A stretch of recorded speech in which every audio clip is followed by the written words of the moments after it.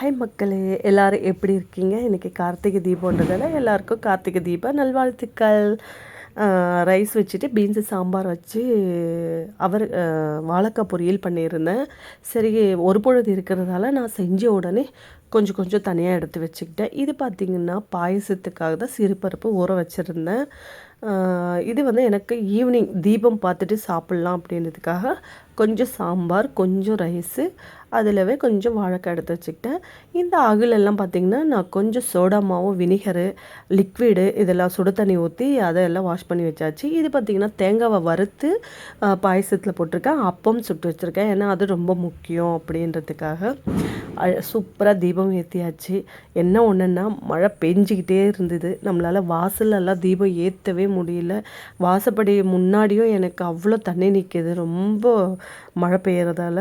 எல்லாம் சூப்பராக சாமி கும்பிட்டாச்சு, ஒரு பொழுதும் முடிச்சாச்சு. நீங்கள் எல்லாருமே அதே மாதிரி நடந்திருக்கும்னு நினைக்கிறேன். ஓகே ஃப்ரெண்ட்ஸ், பா.